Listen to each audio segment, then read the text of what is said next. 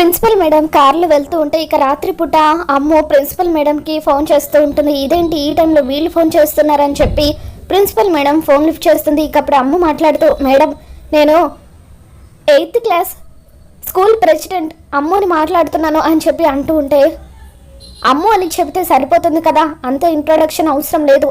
అయినా మీరు ఎక్స్కర్షన్కి రావడం లేదు కాబట్టి నేను స్కూల్ లీడర్ పోస్టుల నుండి తీసేస్తున్నాను అని చెప్పి ప్రిన్సిపల్ మేడం అంటూ ఉంటుంది. ఇక దాంతో అమ్మో మీకు ఆ ఛాన్స్ ఇవ్వకుండా ఉండడం కోసమే మేము కూడా ఎక్స్కర్షన్కి వస్తున్నాం మేడం అని చెప్పి అంటూ ఉంటుంది. ఇక దాంతో ఏంటి ఎక్స్కర్షన్కి వస్తున్నారా, అసలు అయినా ఏంటి మీరు ఒకసారి రానంటారు ఒకసారి వస్తామని అంటారు, అంతా మీ ఇష్టమేనా? అయినా మీరు రావట్లేదని తెలిసి బంటి స్కూల్ పిల్లలందరినీ కూడా ఆఫ్టర్నూన్ నుంచి ఎలా రెడీ చేశాడో తెలుసా, అరేంజ్మెంట్స్ అని దగ్గరుండి కష్టపడి చూసుకున్నాడు అని చెప్పి అంటూ ఉంటే, మేడం బంటి ఏం చేయలేదని మాకు కూడా తెలుసులేండి మేడం అని చెప్పి అమ్మ అంటూ ఉంటుంది. ఆనంద్ ఆకాష్ మాట్లాడుతూ, అవును మేడం మా అక్క ఎక్స్కర్షన్కి రాకపోయినా పిల్లలు ఎక్కడ ఇబ్బంది పడకూడదని చెప్పి అరేంజ్మెంట్స్ అన్నీ కూడా ఆల్రెడీ దగ్గరుండి చూసుకుంది. ఇప్పుడు మేము ఎక్స్కర్షన్కి రావచ్చా అని చెప్పి వాళ్ళు అడుగుతుంటే, సరే ఇప్పుడు రావచ్చు అని ప్రిన్సిపల్ మేడం అంటూ ఉంటుంది.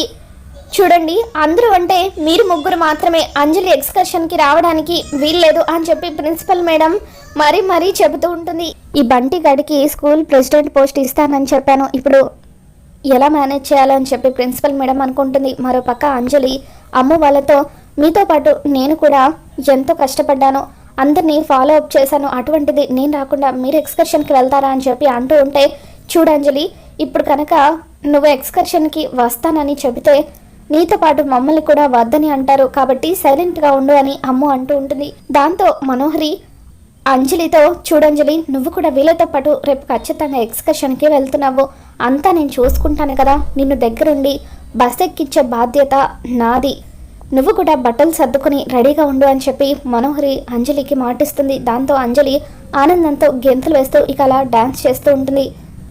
తర్వాత రోజు ఉదయాన్నే ఇంట్లో ఏం జరుగుతుందా అని చెప్పి ఆరు గుమ్మం దగ్గర నిలబడి తొంగి చూస్తూ ఉంటుంది.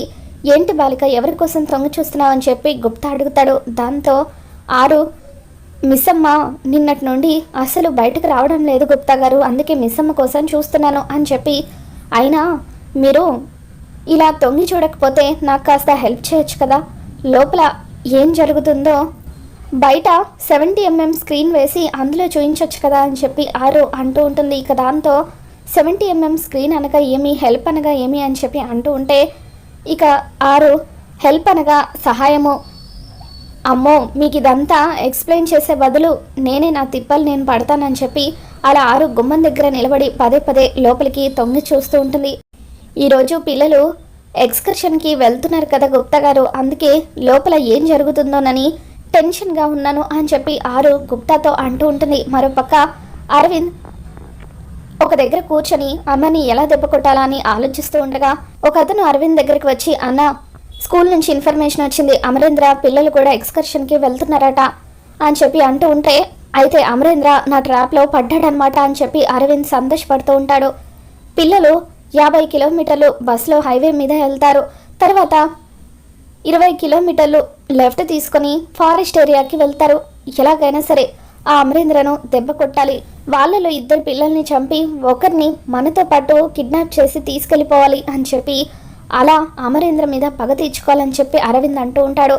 కానీ ఆ అమరేంద్ర ఇప్పటికే మన ప్లాన్ని పసిగట్టి ప్రమాదాన్ని ఊహించి సెక్యూరిటీని ఏర్పాటు చేస్తాడేమో అన్న అని చెప్పి అంటూ ఉంటే, అవును ఖచ్చితంగా ఆ అమరేంద్ర మనల్ని దృష్టిలో పెట్టుకొని సెక్యూరిటీని ఏర్పాటు చేస్తాడు అని చెప్పి అంటూ ఉంటే, ఒకవేళ అదే కనుక జరిగి నువ్వు అమర్కి దొరికిపోతే జీవితాంతం జైల్లో ఉండాల్సిన పరిస్థితి ఏర్పడుతుంది కదన్నా అని చెప్పి అతను అంటూ ఉంటాడు.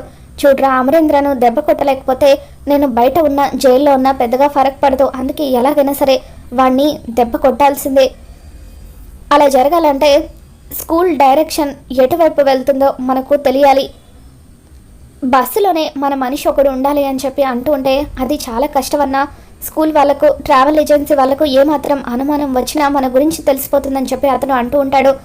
ఎవరు ఎందుకు, నేనే బస్సు డ్రైవర్గా వెళ్తాను అని చెప్పి అరవింద్ అంటూ ఉంటాడు. అన్న అది చాలా కష్టం అన్న అని చెప్పి అంటూ ఉంటే, రిస్క్ తీసుకోకపోతే ఆ అమరేంద్రను దెబ్బ కొట్టడం కష్టం, ఎలాగైనా సరే ఆ అమరేంద్రను దెబ్బ కొట్టి తీరాల్సిందే. బస్సు ఖచ్చితంగా ఫారెస్ట్ ఏరియాకి వెళ్ళాలి. అక్కడికి వెళ్ళిన తర్వాత ఎవరికి డౌట్ రాకుండా టైం చూసి వాళ్ళ మీద అటాక్ చేయాలి అని చెప్పి అరవింద్ అంటూ ఉంటాడు. మరో పక్క పిల్లలు ఎక్స్కర్షన్కి వెళ్ళడం కోసం అని చెప్పి బ్యాగ్ సర్దుకుంటూ ఉంటారు. అప్పుడే బాగి అక్కడికి వచ్చి వాళ్ళకు హెల్ప్ చేస్తూ బ్యాగ్ సర్దుతూ ఉంటుంది. ఆనంద్, నువ్వు ఇన్హేలర్ పెట్టుకున్నావా అని చెప్పి బాగి అడుగుతుంటే పెట్టుకున్నాను మిస్ అమ్మ అని చెప్పి ఆనంద్ అంటూ ఉంటాడు.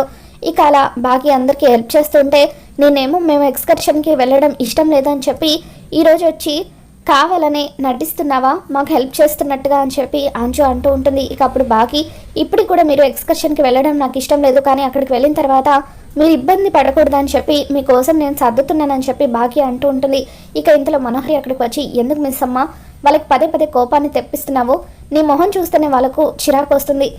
ఎందుకు నువ్వు వాళ్ళకి కనిపిస్తున్నావని చెప్పి వాళ్ళని సంతోషంగా ఉండనివ్వవా అని అంటూ ఉంటే, మరి ముఖం చూస్తేనే కోపం వచ్చేంత కోపం మిస్సమ్మ మీద లేదులేండి ఆంటీ, జస్ట్ ఎక్స్కర్షన్కి వద్దన్నందుకు కోపంగా ఉందని చెప్పి అంజు అంటూ ఉంటుంది.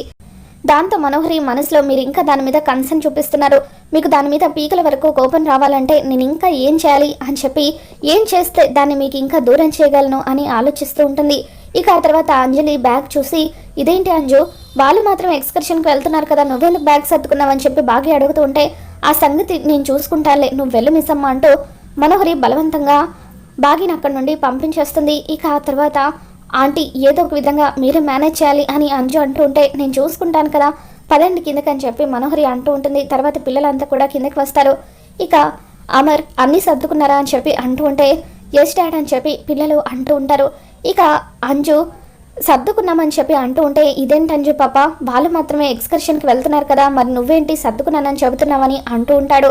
ఇక దాంతో మనోహరి ఏమీ మాట్లాడకపోవడంతో మనోహరి అంటే హ్యాండ్ ఇచ్చింది, నేనే ఏదో ఒక విధంగా మేనేజ్ చేయాలని చెప్పి అంజు అంటే, ప్రిన్సిపల్ మేడం నన్ను రమ్మని స్పెషల్గా బతిమలాడారు, ఎందుకంటే అంజు ఎక్కడుంటే ఎంటర్టైన్మెంట్ అక్కడ ఉంటుంది కదా, అందుకే బస్సులో ఎంటర్టైన్మెంట్ కోసం నేను కూడా వెళ్తున్నాను అని చెప్పి అంటూ ఉంటే, ఎవరిని రిక్వెస్ట్ చేశారో నాకు అర్థం కావడం లేదు అని చెప్పి రాతుడు అంటూ ఉంటాడు.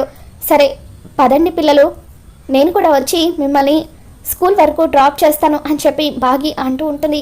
ఇక దాంతో అవును పిల్లలు పదండి, ఒకసారి మీ టీచర్స్తో కూడా నేను మాట్లాడతాను అని చెప్పి అంటూ ఉంటాడు. నిర్మలమ్మ అమ్ము వాళ్ళతో, చూడండి అమ్ము, మీకు ఏమాత్రం భయం అనిపించినా టీచర్ ఫోన్ తీసుకుని వెంటనే మీ డాడీకి ఫోన్ చేయండి అని చెప్పి జాగ్రత్తలు చెబుతూ ఉంటారు.